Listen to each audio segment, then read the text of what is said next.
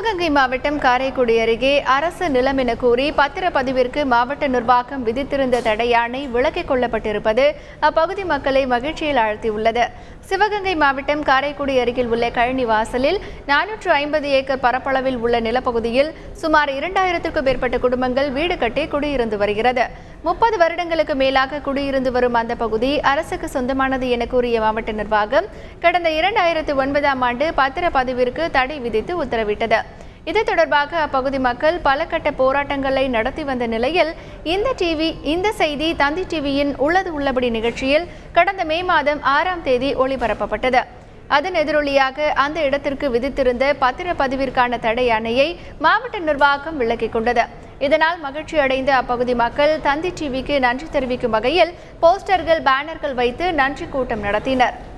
நீண்ட நெடுங்காலமாக அவர்கள் வாங்கியிருந்த இடத்திற்கு நியாயமற்ற முறையில் சட்டத்துக்கு புறம்பாக அரசாங்கம் போதுமான அவங்களுக்கு விற்பதற்கோ வாங்குவதற்கோ உரிய சான்றுகளை கொடுக்கல, விற்பதற்கு தடையாணை பிறப்பித்திருந்தது. நீண்ட காலமாக அந்த மக்கள் போராடி வந்தார்கள்.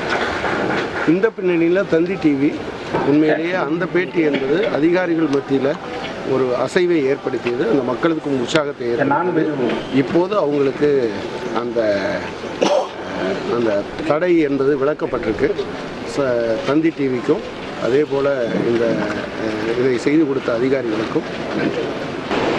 தந்தி டிவியின் மூலமாக நாங்கள் இந்த பகுதி மக்கள் எல்லாம் தங்களுடைய குமுறல்களை வெளிப்படுத்தியதன் காரணமாக அரசிற்கு சரியான தகவல் கிடைத்ததன் பிறகு இதை நிவர்த்தி செய்து இந்த உத்தரவு பிறப்பிக்கப்பட்டு இன்று பத்திரப்பதிவு நடைபெற்றுக் கொண்டிருக்கின்றது.